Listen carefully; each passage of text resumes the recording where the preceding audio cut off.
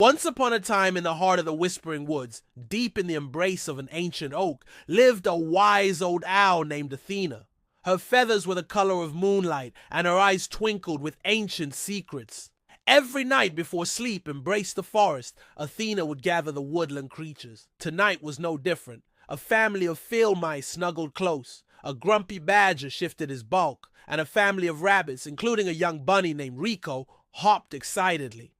Gather round, little ones, Athena hooted, her voice echoing wisdom. It's time for another story.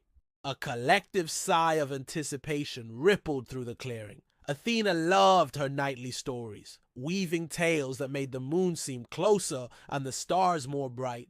Tonight, let me tell you about the legendary Great Forest Race, she began.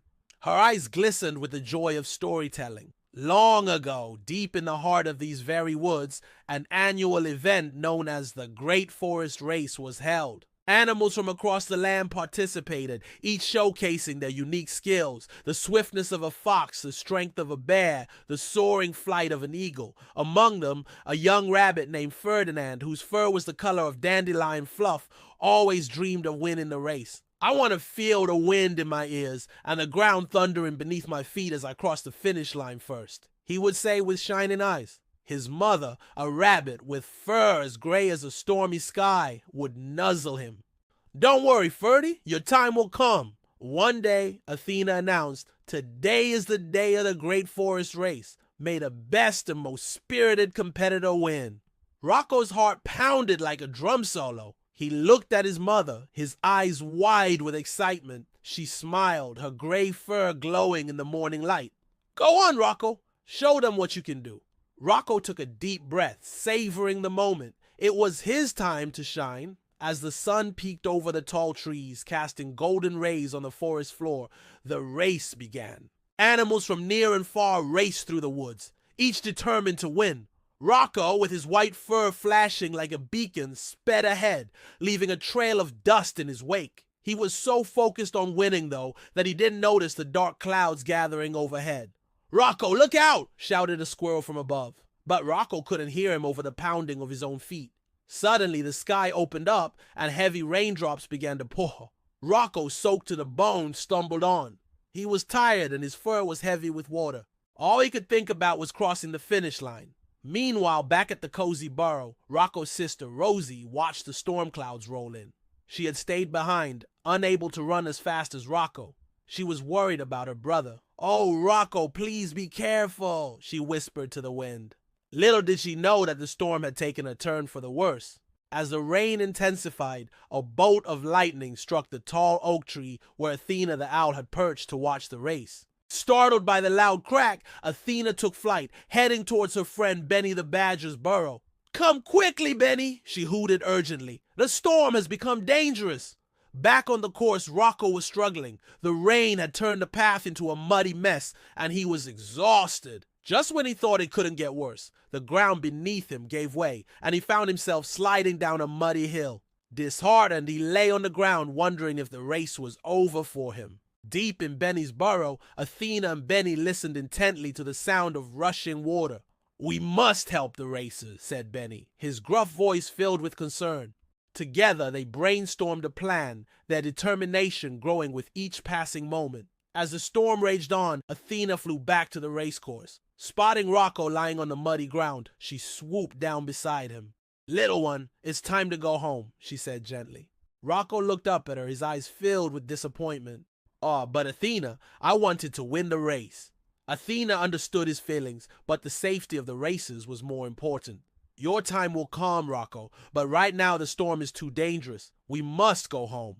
With Athena's support, Rocco slowly got to his paws and they headed back to the burrow, joining the other racers who had found shelter there. Inside the cozy burrow, warm and dry, the animals huddled together, waiting for the storm to pass. Rocco, his white fur now matted with mud, felt a pang of sadness. He had dreamed of winning the race, but now he'd have to settle for second best. Or maybe even worse. What if he'd come in last? Suddenly, Benny the badger cleared his throat. I have an idea, he rumbled. The animals turned to him, their eyes questioning.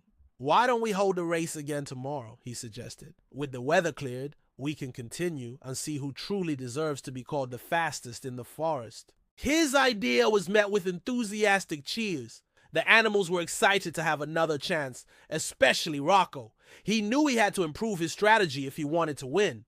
The next morning, after the storm had passed, the animals gathered again, this time along with Athena, Benny, and Rosie, who had taken charge while Rocco was gone. "I'm sorry I didn't listen to Rosie yesterday," he whispered, nuzzling her. She smiled understandingly.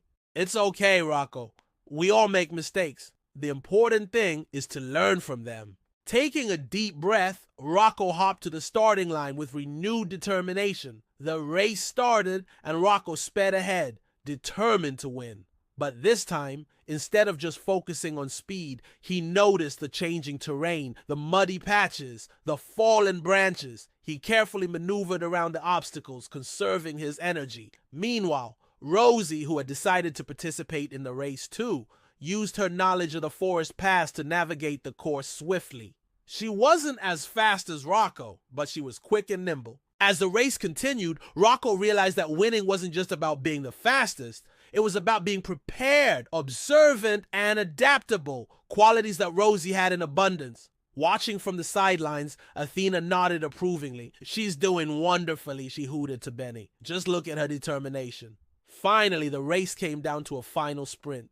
Rocco and Rosie were neck and neck, their breaths coming in ragged gasps. They surged forward, their paws pounding the ground. In a photo finish, Rosie edged ahead, crossing the line a nose length before Rocco. The forest erupted in cheers. "Well done, Rosie," they shouted. Even Rocco was happy for his sister. "You did it, Rosie," he said, giving her a congratulatory nudge. Later, as the animals gathered for a celebratory feast, Athena spoke to Rocco. "You ran well today, little one. You showed courage, determination, and kindness." Rocco's eyes widened. "Kindness?" he asked, puzzled. "Yes," Athena replied. "When you helped the others during the race, you didn't think about winning. You acted from the goodness of your heart." Rocco thought about this as he joined the other racers, who were sharing stories and laughter. Maybe Athena was right, he mused. Maybe there was more to winning than just crossing the finish line first.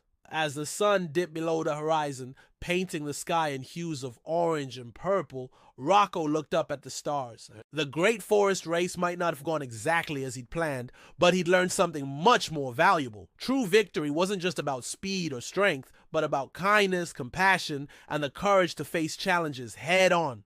With these lessons in his heart, Rocco knew he was ready for whatever adventures lay ahead. And so, under the watchful gaze of Athena and the rustling leaves of the whispering woods, Rocco the rabbit continued his journey, embracing the values that made him not just a speedy racer, but a true champion of the forest.